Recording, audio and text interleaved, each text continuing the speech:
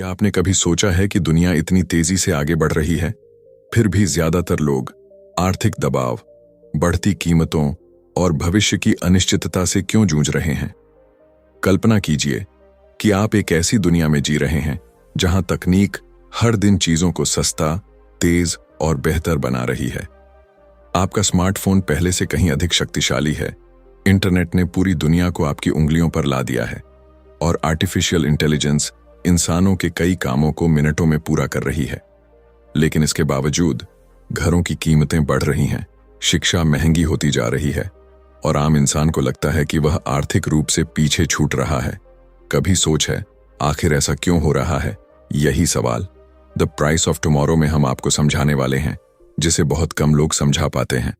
उनका कहना है कि तकनीक का प्राकृतिक प्रभाव चीजों की कीमतें कम करना है, लेकिन मौजूदा आर्थिक व्यवस्था इस प्रभाव को छिपाने की कोशिश करती है।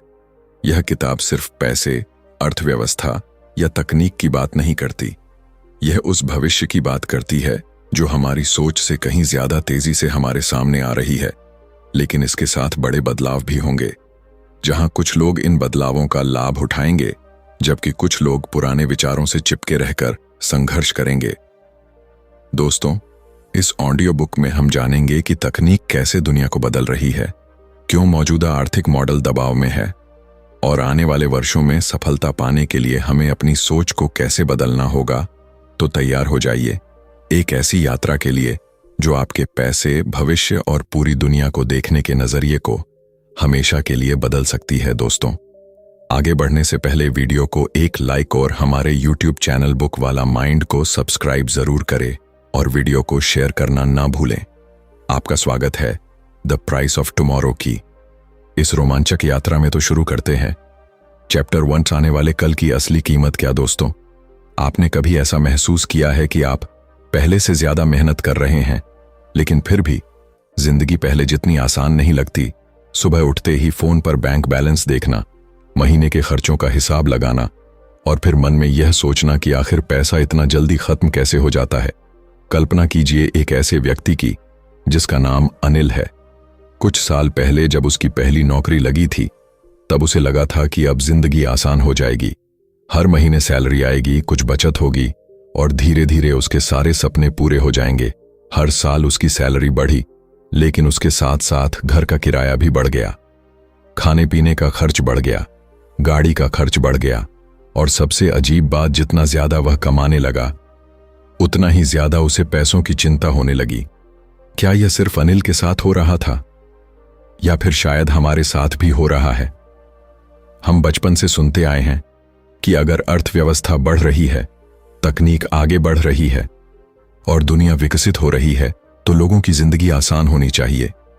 लेकिन अगर ऐसा है तो फिर इतने लोग आर्थिक दबाव क्यों महसूस कर रहे हैं? अब थोड़ा सोचिए, आज आपके हाथ में जो स्मार्टफोन है वह 10 साल पहले के सबसे महंगे कंप्यूटर से भी ज्यादा शक्तिशाली है। इंटरनेट ने जानकारी को लगभग मुफ्त बना दिया है। कई काम जो पहले घंटों लेते थे अब कुछ मिनटों में हो जाते हैं। तकनीक लगातार चीजों को बेहतर और सस्ता बना रही है, लेकिन फिर भी हमें जिंदगी महंगी क्यों लग रही है? यही वह सवाल है जिसे ज्यादातर लोग पूछते ही नहीं, क्योंकि हम मान लेते हैं कि कीमतों का बढ़ना सामान्य बात है। हम सोचते हैं कि यही दुनिया का नियम है, लेकिन क्या सच में ऐसा है? लेखक जेफ बूथ कहते हैं कि तकनीक का प्राकृतिक काम चीजों की कीमत कम करना है। जब कोई नई तकनीक आती है तो वह काम को तेज, आसान और सस्ता बनाती है। एक समय था जब किसी फोटो को खिंचवाने के लिए स्टूडियो जाना पड़ता था, आज वही काम आपके फोन में मुफ्त हो जाता है। एक समय था जब दुनिया भर की जानकारी पाने के लिए लाइब्रेरी में घंटों बिताने पड़ते थे, आज वही जानकारी कुछ सेकंड में मिल जाती है। यानी तकनीक हमें लगातार अधिक मूल्य और कम लागत दे रही है। फिर समस्या क्या है? समस्या यह है कि जिस आर्थिक व्यवस्था में हम जी रहे हैं वह इस प्राकृतिक बदलाव को पूरी तरह महसूस नहीं होने देती। अनिल को यह बात तब समझ आई जब उसने एक दिन अपने पिता से बातचीत की। उसके पिता ने बताया कि उनके समय में एक साधारण नौकरी से घर खरीदना अपेक्षाकृत आसान था, परिवार चलाना भी आसान था। लेकिन आज बेहतर तकनीक और ज्यादा सुविधाओं के बावजूद कई लोग घर खरीदने का सपना पूरा नहीं कर पा रहे। अनिल पहली बार सोचने पर मजबूर हुआ, अगर दुनिया सच में आगे बढ़ रही है तो फिर लोगों को राहत क्यों नहीं मिल रही। यही वह क्षण था जहां उसकी सोच बदलनी शुरू हुई, और शायद आपकी भी। क्योंकि असली गलती यह है कि हम केवल अपनी आय पर ध्यान देते हैं, लेकिन उस सिस्टम को नहीं समझते जिसमें हमारा पैसा काम कर रहा है। जब तक हम केवल मेहनत को समाधान मानते रहेंगे, तब तक हम उस बड़े खेल को नहीं देख पाएंगे जो हमारे चारों तरफ चल रहा है। इस अध्याय का सबसे बड़ा विचार यही है, तकनीक दुनिया को अधिक समृद्ध और सस्ता बनाने की कोशिश कर रही है, लेकिन कुछ शक्तियां इस प्राकृतिक प्रक्रिया के रास्ते में खड़ी हैं, और जब दो विपरीत ताकतें एक दूसरे से टकराती हैं तो उसके परिणाम पूरे समाज को प्रभावित करते हैं। लेकिन सवाल यह है कि आखिर वह ताकत क्या है जो इस प्राकृतिक बदलाव को रोक रही है, और क्यों दुनिया भर की सरकारें बार बार उसी रास्ते को चुनती हैं। उसका जवाब इतना चौंकाने वाला है कि शायद आप अर्थव्यवस्था को कभी पहले की तरह नहीं देख पाएंगे। चैप्टर 2, पैसा छापने का खेल। क्या आपने कभी सोचा है कि जब भी किसी देश में आर्थिक परेशानी आती है तो अचानक खबरों में एक ही बात बार बार सुनाई देने लगती है। सरकार नए पैकेज ला रही है, बैंक ज्यादा पैसा बाजार में डाल रहे हैं और अर्थव्यवस्था को सहारा दिया जा रहा है। पहली बार यह सुनकर अच्छा लगता है, आखिर अगर लोगों के पास ज्यादा पैसा आएगा तो उनकी समस्याएं कम होनी चाहिए। लेकिन कहानी इतनी सीधी नहीं है। राहुल भी यही सोचता था। वह एक मध्यम वर्गीय परिवार से था, हर महीने मेहनत करता, थोड़ा बचाता और भविष्य के सपने देखता। उसे हमेशा लगता था कि अगर उसकी आय बढ़ गई तो उसकी आर्थिक चिंताएं खत्म हो जाएंगी, और फिर एक दिन ऐसा हुआ, उसकी सैलरी बढ़ गई। लेकिन कुछ महीनों बाद उसने महसूस किया कि उसके बैंक अकाउंट में ज्यादा फर्क नहीं पड़ा। किराया बढ़ गया था, खाने पीने का खर्च बढ़ गया था, बच्चों की फीस बढ़ गई थी, यहां तक कि जिन चीजों को खरीदने का वह सपना देख रहा था उनकी कीमतें भी पहले से ज्यादा हो चुकी थीं। उसने सोचा, अगर मैं पहले से ज्यादा कमा रहा हूं तो फिर मुझे अमीर क्यों नहीं महसूस हो रहा। शायद आपने भी कभी ऐसा महसूस किया हो। यहीं पर इस अध्याय का सबसे महत्वपूर्ण सवाल जन्म लेता है, क्या सिर्फ ज्यादा पैसा होना वास्तव में ज्यादा अमीरी होना है, या इन दोनों में कोई अंतर है। जेफ बूथ हमें एक दिलचस्प बात समझाते हैं। कल्पना कीजिए कि एक छोटे से गांव में केवल 100 सोने के सिक्के हैं। लोग उन्हीं सिक्कों से सामान खरीदते और बेचते हैं। दोस्तों, अब मान लीजिए कि रातों रात वहां 200 नए सिक्के और जोड़ दिए जाएं। क्या गांव अचानक 2 गुना अमीर हो जाएगा? नहीं, क्योंकि सामान उतना ही है, घर उतने ही हैं, खेत उतने ही हैं, उत्पादन उतना ही है, बस सिक्कों की संख्या बढ़ जाएगी। और जब ज्यादा पैसा उसी मात्रा के सामान के पीछे भागता है तो कीमतें बढ़ने लगती हैं। यही वह चीज है जिसे ज्यादातर लोग समझ नहीं पाते। हम सोचते हैं कि समस्या पैसों की कमी है, लेकिन कई बार समस्या पैसों की मात्रा नहीं बल्कि उसकी गुणवत्ता होती है। और यहीं एक सवाल खड़ा होता है, अगर पैसा छापना इतना आसान समाधान है तो फिर हर देश बस असीमित पैसा क्यों नहीं छाप देता? सोचिए, अगर यह सचमुच जादुई उपाय होता तो दुनिया में गरीबी बहुत पहले खत्म हो चुकी होती। लेकिन ऐसा नहीं हुआ। क्यों? क्योंकि हर बार जब सिस्टम नई मुद्रा बनाता है तो उसका असर हर व्यक्ति पर बराबर नहीं पड़ता। कुछ लोगों तक नया पैसा सबसे पहले पहुंचता है, कुछ लोगों तक सबसे आखिर में, और इसी दौरान कीमतें बदलने लगती हैं। राहुल को यह बात तब समझ आई जब उसने अपने पिता की पुरानी डायरी देखी। उसमें 20 साल पहले के खर्च लिखे थे। एक पूरी महीने की राशन सूची उस रकम में थी जो आज शायद 1 सप्ताह में खर्च हो जाए। डायरी देखकर वह चौंक गया। वह सोच रहा था कि शायद लोग पहले कम कमाते थे, लेकिन असली कहानी कुछ और थी। पैसे की क्रय शक्ति बदल चुकी थी, और यही वह बात है जो अक्सर हमारी नजर से छूट जाती है। हम अपने वेतन को देखते हैं, लेकिन यह नहीं देखते कि उस वेतन से वास्तव में खरीदा क्या जा सकता है। यही लोग गलती करते हैं। वे संख्या को देखते हैं, मूल्य को नहीं, और धीरे धीरे वे एक ऐसी दौड़ में शामिल हो जाते हैं जहां वे तेज भागते रहते हैं, लेकिन मंजिल उतनी ही दूर दिखाई देती है। इस अध्याय का मूल विचार यही है, समृद्धि केवल ज्यादा पैसा होने से नहीं आती। समृद्धि तब आती है जब आपकी मेहनत का मूल्य समय के साथ सुरक्षित रहे, जब आपकी बचत कल भी उतनी ही ताकतवर हो जितनी आज है, जब तकनीक द्वारा बनाई गई प्रचुरता वास्तव में लोगों तक पहुंचे। लेकिन यहां एक और गहरा सवाल छिपा हुआ है। अगर पैसा छापना लंबे समय का समाधान नहीं है, तो फिर दुनिया बार बार उसी रास्ते पर क्यों चलती है? क्या इसके पीछे कोई ऐसी सोच है जिसे हम देखने से चूक रहे हैं? और क्या हमारी पूरी आर्थिक व्यवस्था एक ऐसे विश्वास पर टिकी है जिसे कभी चुनौती ही नहीं दी गई? चैप्टर 3, रचनात्मक विनाश की शक्ति। क्या आपने कभी किसी ऐसे व्यक्ति को देखा है जो अपनी राय बदलने के बजाय गलत साबित होना स्वीकार कर लेता है? कल्पना कीजिए कि आप कई सालों से एक ही रास्ते पर चल रहे हैं। आपको पूरा विश्वास है कि यही सही रास्ता है। फिर अचानक कोई आता है, वो आपसे कहता है कि रास्ता गलत है, तो आपका पहला रिएक्शन क्या होगा? शायद आप उसकी बात सुनने के बजाय अपने पुराने विश्वासों का बचाव करने लगेंगे। यही इंसानी दिमाग की सबसे दिलचस्प और सबसे खतरनाक आदतों में से एक है। और अनिल के साथ कुछ ऐसा ही हुआ। उसने अपनी पूरी जिंदगी में एक बात पर भरोसा किया था, अच्छी पढ़ाई करो, अच्छी नौकरी लो, मेहनत करो और धीरे धीरे आर्थिक सुरक्षा मिल जाएगी। यह फॉर्मूला उसे बचपन से सिखाया गया था। उसके माता पिता, शिक्षकों और समाज भी यही कहता था, इसलिए उसने कभी इस सोच पर सवाल ही नहीं उठाया।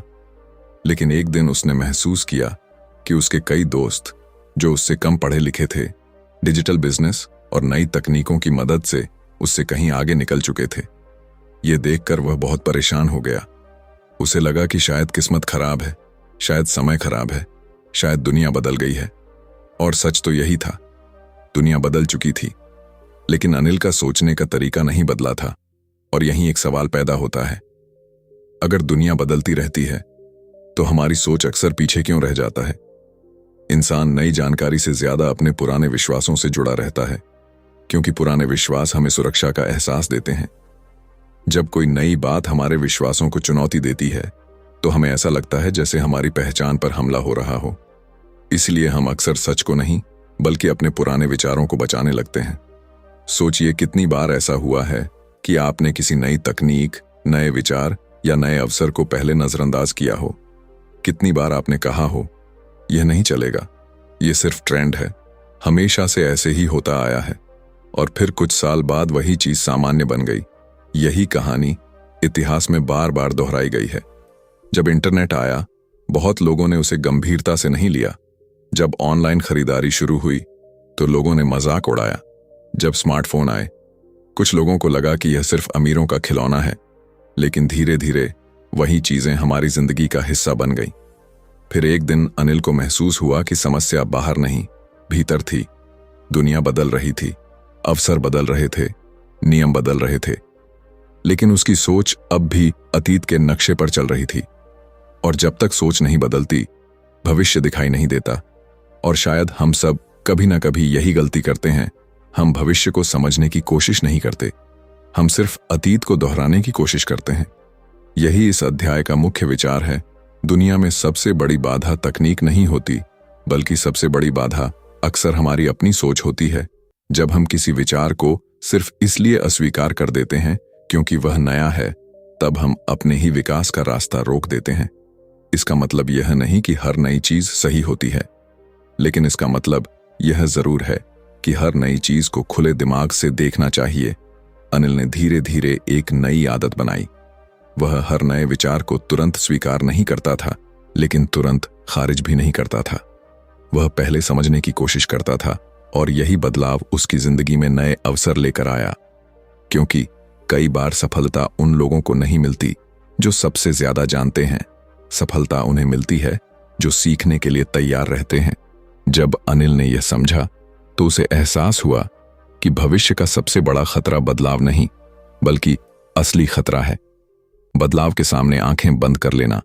लेकिन अगर सोच बदलना इतना कठिन है, तो सोचिए उस समय क्या होता है जब पूरी दुनिया की सोच को बदलने वाली एक तकनीकी क्रांति शुरू हो जाए, और जब वह क्रांति लाखों लोगों की जिंदगी, नौकरियों और फैसलों को प्रभावित करने लगे, तो कौन आगे बढ़ेगा और कौन पीछे छूट जाएगा?